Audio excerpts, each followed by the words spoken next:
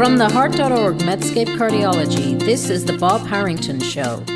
Dr. Robert Harrington is the Arthur L. Bloomfield Professor and Chair of Medicine at Stanford University. Hi, this is Bob Harrington from Stanford University on Medscape Cardiology and the Heart.org. This is the second part of a series of conversations that Mike Gibson and I have been having around what's been going on in cardiovascular medicine during 2020. In the first episode, we talked about all the non-COVID related issues and really concluded, wow, the science is really moving forward. We learned some important things in antithrombotic therapy and lipid management, and maybe in particular in heart failure.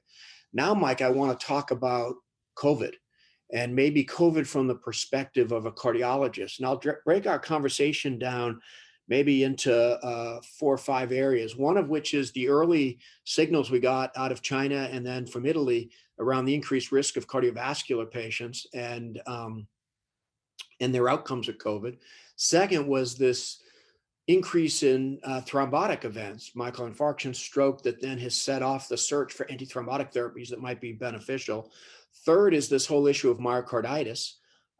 Fourth is I'll call it the unintended consequences. People didn't come to the hospital because they were scared. And so therefore MI presentations dropped, stroke presentations dropped. And then the final topic will be just lessons generally learned. And you and I, as clinical researchers, are particularly interested in some of the research issues that were learned. So with that, my guest, Mike Gibson from Harvard Medical School, where he's a professor of medicine, the Beth Israel Deaconess Medical Center in Boston, where he's an interventional cardiologist. Mike is the director and CEO of the Baim Institute, an academic research organization, and a longtime friend, collaborator, and colleague. Thanks for joining us, Mike, on Medscape Cardiology.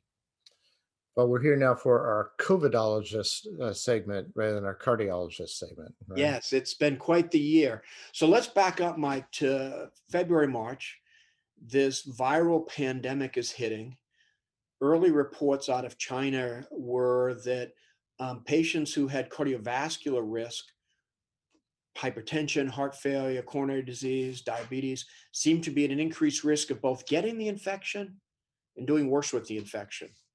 Raised all sorts of questions about ACE inhibitors, ARBs, maybe the virus was entering the cell we know the virus enters the cell through the ACE2 receptor, so therefore were ACE inhibitors bad? Those early days, what were you thinking and how do you now put it together? Because we've learned a ton since February, March. It was a riddle wrapped in an enigma that was a mystery that was topped in secret sauce. I mean, it was so confusing. And, we had all this observational data and, you're talking about risk factors. Well, is it really the hypertension that's a risk factor?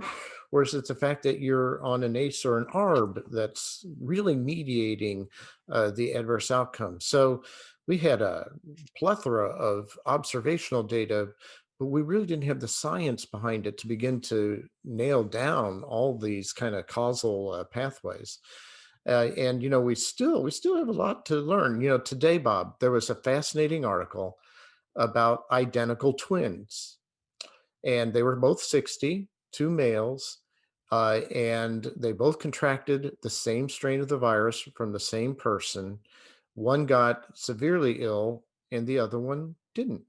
And it raises questions, is it genetics? Well, boy, these are, identical twins.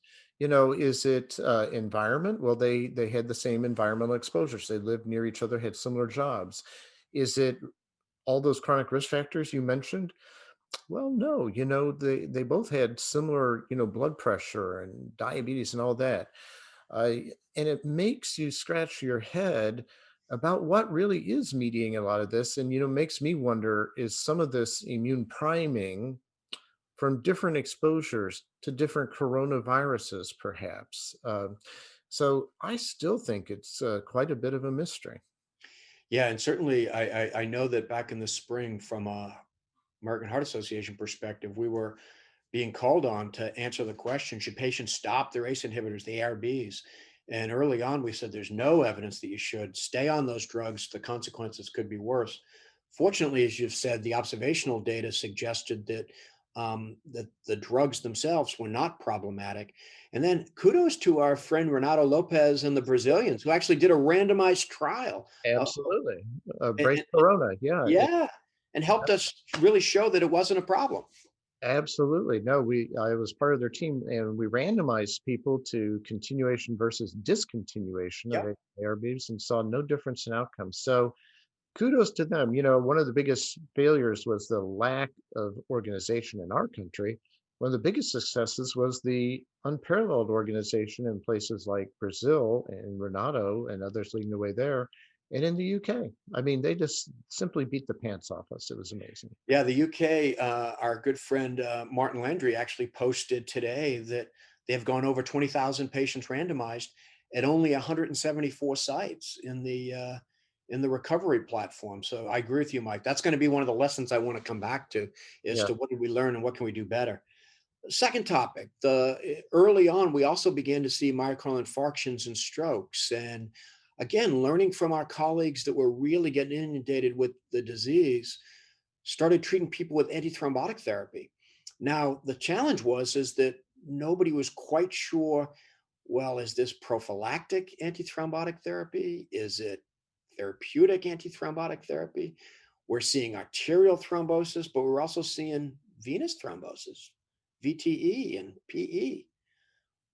How do you put all that together now? I mean, my opinion is we still don't know. Judy Hockman's leading an NIH trial, which is comparing prophylactic versus therapeutic doses of anticoagulants in the hospital. But around the country, Mike, I know because I've been involved with that trial that people are doing really different things. Yeah. Well, yeah, you tell a thousand doctors what to do or ask them what they're doing, they're probably doing 2,000 different things. So it's quite variable. Bob, I was very, very confused by all this. At the beginning, it wasn't clear, was this DIC? And, when you look back at the early Chinese reports, they applied the ISTH definitions and they said in 70% of their cases in China, they said it was DIC when they looked at autopsy studies. So I thought, well, if it is DIC, maybe all these antiplatelets and antithrombins are not going to be that effective. But the story changed a bit, and now it obviously looks like there's probably a diffuse endotheliitis that is activating the clotting cascade.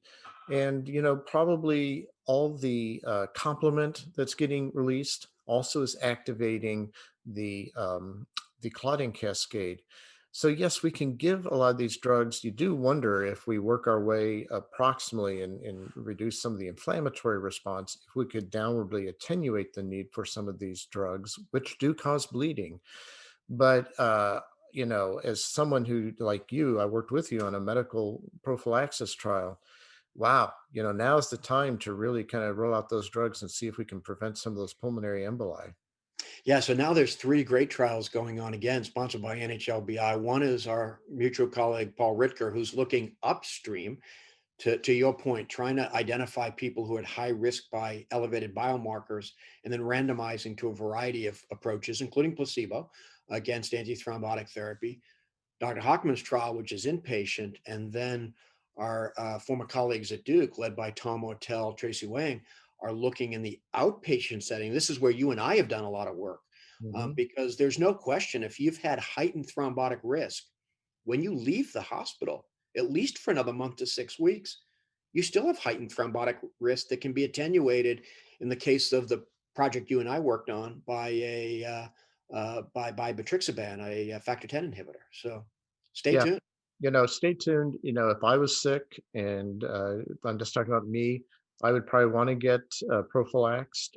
And, every patient's different. Every patient, you got to look at the risk and the benefit. But I think overall, I would lean a little more towards, in general practice, a little more towards prophylaxis.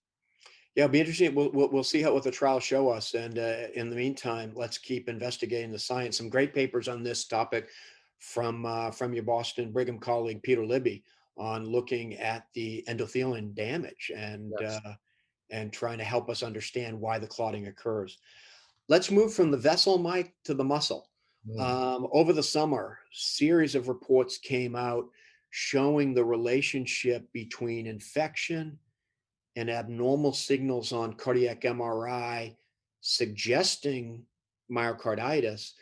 And then a couple of things happen, one of which is some well known athletes, including there in Boston, one of the Red Sox starting pitchers, Eduardo Rodriguez, gets pulled from the season because he has myocarditis following COVID and sounds like he was symptomatic. And then the second is a group from Ohio State University published a series of MRIs on athletes who have recovered from COVID, again, showing high rates of signal on MRI. What did you make of it at the time? And then we'll talk about where we are today.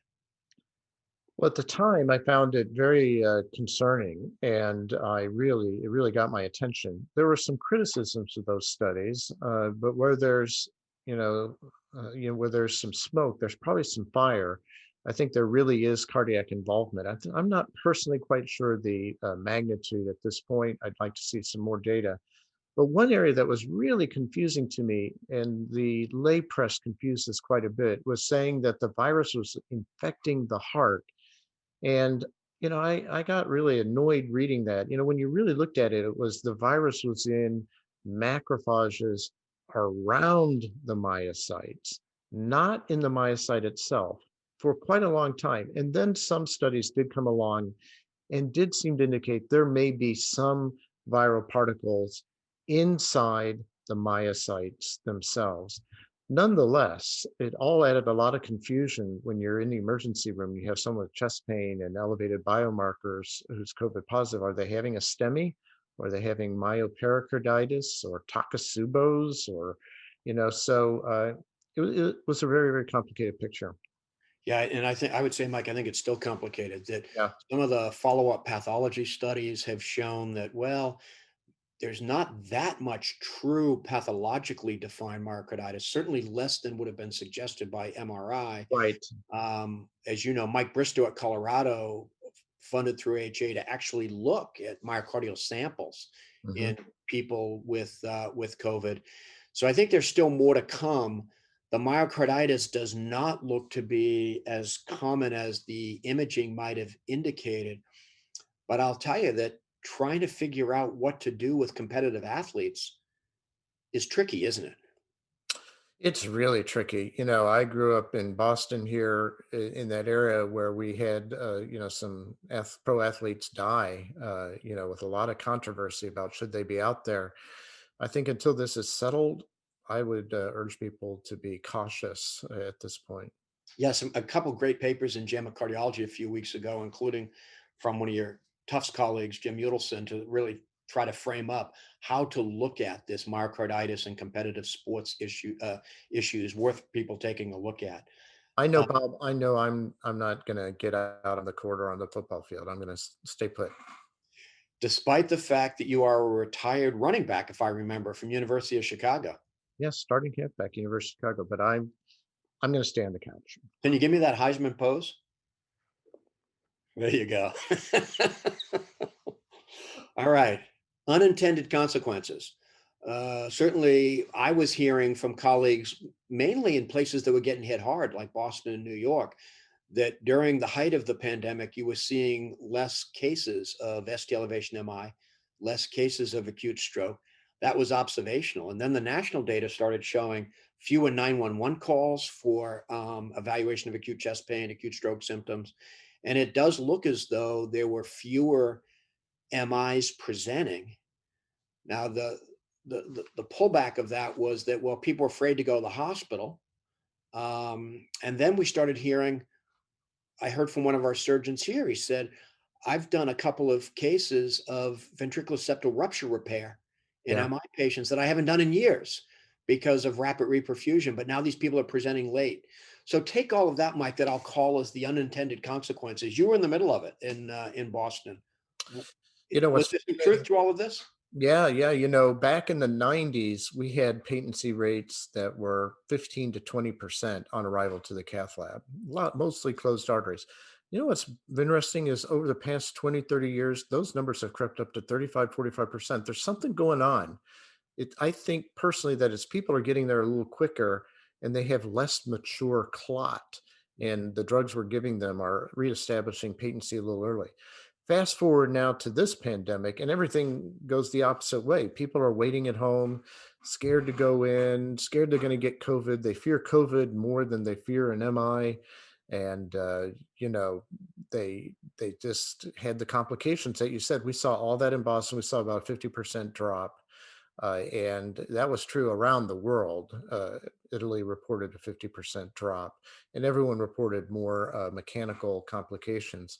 It was kind of interesting at one time to see people starting to talk about giving lytics, Yeah. but you know, and I was waiting on the calls because I'm probably the only person who knows how to give a lytic in our hospital these days. But Well, I was thinking the same thing. I said, there's not many of us who gave a lot of thrombolysis, but there are still some of us. yes, yeah, exactly. So, but it turned out primary angioplasty is probably the way to go. Yeah. Uh, and we're back on our feet. Our volume's at 80% of where it was. We aren't closing down. We're just going to continue to go now. Last topic, lessons learned. Maybe from a research perspective. We had sort of addressed it in our last session.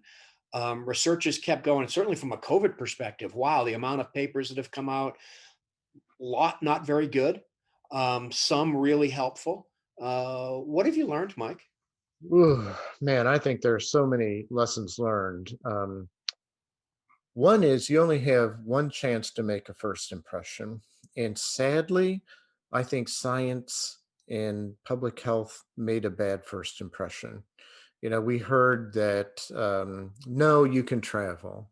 No, you don't need to wear a mask. No, it's not aerosolized, it's by contact. And when they began to change their recommendations, people got really scared. You know why? Because people love predictability. They absolutely loathe uncertainty. And we really laid down a lot of uncertainty for the public early on. Now, you and I are scientists. We like to think we are. And we welcome uncertainty in testing this out. But the public does not welcome certainty. I think that's one of our biggest limitations. And then when you have that uncertainty, I think people from all sides rushed in from all sides of the political spectrum to offer the answers, to offer certainty. And even though we all knew there was no certainty. And here was the saddest thing: storytellers prevailed over scientists. You know, sadly, emotional connections and tribalism really sadly prevailed over science. Now, mercifully, the scientists kept going, and mercifully, the scientists have developed a lot of treatments to be effective here. But I think we went through a period which was some of the worst I've seen in science in terms of bias, in terms of confirmation bias, in terms of people only believing the data that supported their presumptions and their own kind of biased viewpoints. So I don't know, Bob. I hope that with the success of the vaccines, with the final triumph of science in combating this thing, I hope scientists and public health officials can regain their voice so that we can establish science and the scientific approach as a trustworthy way of getting through these things. And I hope we've taught people about uncertainty and about how you answer uncertainty. And it's not through the narratives that we saw. Yeah, no, Mike, I could not agree with you more. I think that for scientists like you and I, we welcome things changing because that means we're learning and we're adapting and we're testing new hypotheses. But we didn't have consistent messaging throughout. And I think the challenge of science literacy in the public is makes this difficult. That people don't accept uncertainty as something that we really want to do. And so I'm with you. I think that we've learned some important lessons on how one thinks about science, how one transmits science, how one communicates science, and we got some work to do. We have a lot of work to do. And, you know, you and I are both leaders. We both have difficult challenges. You know, I had to turn a bankrupt organization around. And you know what? People want two things from you, and they want them simultaneously. They want speed and they want accuracy. And it's a little bit like the Heisenberg uncertainty principle, which is often misstated. The real Heisenberg uncertainty principle is you can't know both the location and the speed of something at the same time. As it applies to politics, you can't really have accuracy and speed at the same time. And we do our best to reach a compromise between those two. But if you win on accuracy, well, you were too slow. If you're quick, well, then you were inaccurate. And, it's just a tough job. I mean, I really felt for all the public health officials, everyone trying to lead us through this pandemic. It was a big challenge. It was a huge challenge, and I think that there are some important lessons learned. We got to do a better job of how do we convey science. I think we got to do a better job of how we talk about science, how we teach science, what our expectations in the schools ought to be, and still a lot to learn. I think in Well, medical school, we need to do a lot of work teaching people about observational data and its limitations. Absolutely. Well, Yeah. Mike, I want to thank you for joining me here on Medscape Cardiology, the Heart.org. This has been a fascinating series of discussions today. My guest, Mike Gibson, professor of medicine at Harvard Medical School, Beth Israel Deaconess Medical Center in Boston, and the BAME Institute. Mike, thanks for joining me here. Thanks for having me, Bob. Let's have a better 2021.